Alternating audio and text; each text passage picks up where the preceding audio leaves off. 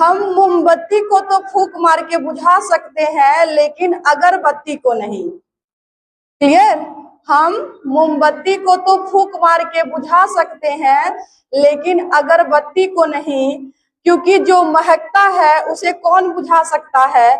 जो जलता है वो तो स्वयं जल के नष्ट हो जाता है।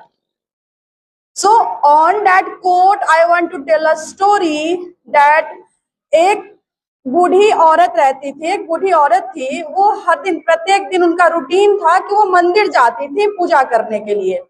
चाहे वो कहीं भी रहें, अपने घर रहें, कहीं रिश्तेदारी में गई हो, शहर रहें, गांव रहे, उनका डेली रूटीन ये था कि मंदिर जाना ही है। तो रोज मंदिर जाया करती थी, हमेशा जाती थी, वहां के हर चीजों को बड़ी ध्यान से देखती थी। चाहे वो मंदिर हो, उसमें विराजमान देवी देवता हो, या वहां का सिचुएशन हो, वहां आने वाले लोग हो, सबको वो बड़ी ध्यान से निहारती और देखती थी। और एक दिन वो पुजारी जी से कहती हैं कि एक बात कहें, अब लोगों का जो इंटरेस्ट है ना, वो पूजा पाठ में नहीं रह गया है। तो पुजारी जी सुन रहे थे, क्योंकि वो जो वृद्ध औरत थी वो थोड़ी चिंतित थी इस चीज को लेकर के। तो पुजारी जी बोलते हैं कि अरे माता, क्या हो गया, किस बात से आप परेशान हैं? तो वो बताती हैं कि मैं हमेशा, प्रत्येक दिन मैं मंदिर आती हूँ, और मैं एक चीज को तो बड़ी अच्छे से नोटिस कर पा रही हूँ कि आजकल जो लोग मंदिर आते हैं ना, भक्ति में लीन नहीं होते हैं। मतलब भक्ति में बहुत कम लीन होते हैं। ज्यादातर वो अपना समय फोटो खींचने, भगवान के साथ फोटो खिंचवाते हैं, मंदिर की फोटो खींचते हैं, तो ज्यादातर अपना समय ये फोटो खिंचवाने में ही लगा देते हैं, भक्ति नहीं करते हैं। कुछ तादाद वैसे लोगों की है जो फोटो खींचने वाले लोगों की है, लेकिन कुछ ग्रुप वैसा भी है जो यहाँ आते तो है पूजा करने, लेकिन यहाँ आने के बाद अगर बहुएं हैं तो सास की शिकायत करती हैं, सास है तो बहुएं की शिकायत कर रही हैं। कुछ लोग अपने जीवन की जो भी समस्याएं हैं उनको लेके परेशान है, तो वो यहाँ पे डिस्कशन करने आ जाते हैं। कोई अपनी ऑफिस की शिकायत, मतलब पूजा को छोड़ करके, भक्ति को छोड़ करके बाकी सारे काम का स्थल बन गया है मंदिर। वो ये सारी बातें पुजारी जी को बताती हैं। पुजारी जी उनसे कहते हैं कि अच्छा, आप चिंतित ना होइए, आपके इन सारे समस्याओं का हल मैं कल बताता हूँ। बस आपको कल करना क्या है कि आप जब उठिएगा ना और मंदिर आइएगा तो पैदल आइएगा, सवारी से नहीं चाहिए, और उस जल के साथ इस मंदिर की 3 परिक्रमा कीजिएगा, और बड़ी ध्यान से, जल नहीं गिरना चाहिए इसके साथ।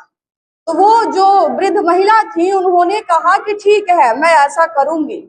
और अगले दिन उन्होंने वैसा ही किया। वो पैदल चल के आई, और फिर वो जल का जो लोटा ली हुई थी ना, बड़ी ध्यान पूर्वक पूरे रास्ता भर उसको निहारते आई कि कहीं जल ना गिरे, क्योंकि पुजारी जी ने कहा है। उसके बाद उस मंदिर का 3 फेरा लगाती हैं, 3 चक्कर लगाती हैं, और इतनी सावधानी से उनका कंसंट्रेशन जो होता है ना, सिर्फ और सिर्फ लोटे के ऊपर होता है। लोटा का जो जल नहीं गिरना है इसके ऊपर होता है। ये पूरी प्रोसेस पूरा करने के बाद वो पुजारी जी के पास जाती हैं और पूछती है कि अब बताइए। तो बोलते हैं कि जरूर बताएंगे, पहले मेरे कुछ क्वेश्चंस का आंसर कर दीजिए आप। तो वो पूछते हैं, आज आप जब जल लेके चली, आज जब आप अपने घर से चली, तो क्या आपको वैसे लोग देखे जो शिकायत कर रहे थे मंदिर में? उन्होंने कहा नहीं, आज तो मैं नहीं देखी। फिर उन्होंने पूछा कि क्या आपको वैसे लोग दिखे जो फोटो खींच रहे थे, सेल्फी ले रहे थे? तो उन्होंने बोला नहीं, आज मैंने उन लोगों को भी नहीं देखा। फिर पूछा कि क्या वैसे लोग दिखे जो मंदिर में फिजूल के आए हो, इधर उधर घूम रहे थे? फिर उन्होंने कहा नहीं, वैसे भी लोगों को तो मैंने नहीं देखा। तो वो पूछे कि क्यों नहीं देखा आपने? फिर वो जो वृद्ध महिला थी उन्होंने बताया, क्योंकि मेरा पूरा ध्यान मेरे लोटे के ऊपर था, मेरा कंसंट्रेशन मेरा उस जल भरे लोटे के ऊपर था, ताकि कहीं मेरा जल ना गिर जाए, मैं पूरा ध्यान उस पे लगाई थी।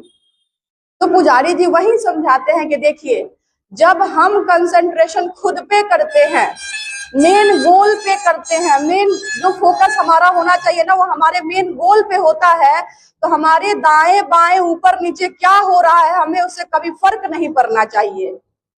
तो इस कहानी का मेन मोटिव यही है कि जब हम खुद से मतलब रखें और औरों से मतलब रखेंगे ना तो हम खुद की तरक्की को रोक देते हैं। पूरा कंसंट्रेशन हमें अपने गोल पे होना चाहिए, ना कि अगल बगल में कोई क्या कर रहा है इस पे हमारा कंसंट्रेशन नहीं होनी चाहिए। ये बहुत बड़ी सीख मिलती है इस कहानी से। और मैंने पहले ही कोट किया है कि हम मोमबत्ती को तो फूंक मार के बुझा सकते हैं, अगरबत्ती को नहीं, क्योंकि जो महकते हैं उन्हें कौन बुझा सकता है, जलने वाले तो स्वयं जल के भस्म हो जाते हैं। तो आप अगरबत्ती की तरह बनिए, आप अगरबत्ती की तरह खुशबू बिखेरिए, खुद से मतलब रखिए। मोमबत्ती बाकी ज्यादा सोचने की जरूरत नहीं है, आप अपना कंसंट्रेशन खुद के ऊपर करेंगे तो बेहतर करेंगे। So think positive. Thank you, have a nice day. School की 9वीं वर्षगांठ पर 2 फरवरी तक लड़कियों का एडमिशन फ्री है। माउंट लॉर पब्लिक स्कूल में आज ही एडमिशन कराएं।